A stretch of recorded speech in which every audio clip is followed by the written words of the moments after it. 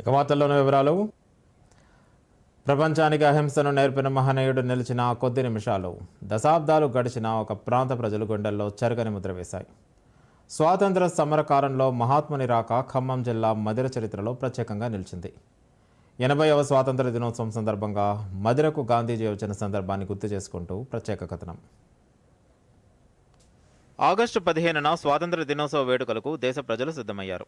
British వలస పాలన నుండి స్వాతంత్ర్యం పొంది స్వపరిపాలన ప్రగతితో వికసిత్ భారత్ వైపు అడుగులు వేస్తున్న భారత్ 80వ స్వాతంత్ర వేడుకలను ఘనంగా జరుపుకోనుంది.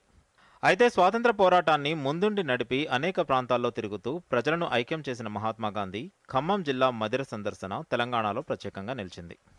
స్వాతంత్ర ఉద్యమకాలంలో దక్షిణాది రాష్ట్రాల పర్యటనలో భాగంగా విజయవాడ వచ్చిన గాంధీజీ అక్కడి నుంచి రైలులో వెళ్తూ 1946 ఫిబ్రవరి 5న ఖమ్మం జిల్లా మధిరలో ఆగారు.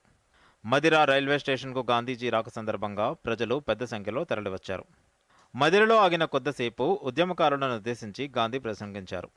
కొద్ది క్షణాల పాటే సాగిన ఆయన ప్రసంగం నాటి యువతలో ఎనలేని స్ఫూర్తి నింపింది.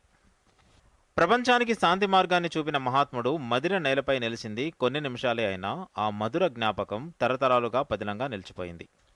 మహాత్ముని రాకకు గుర్తుగా మధిరలో గాంధీజీ విగ్రహాన్ని ఏర్పాటు చేసి ఆయన జ్ఞాపకాలను స్థానికులు చిరస్థాయిగా నిలుపుకున్నారు.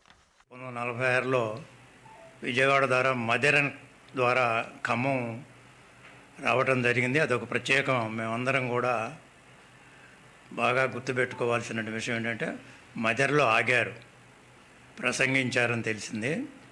మా ఊరి రైతులు కూడా అక్కడికి వెళ్ళారు, ఆ విషయం నాకు చెప్పారు.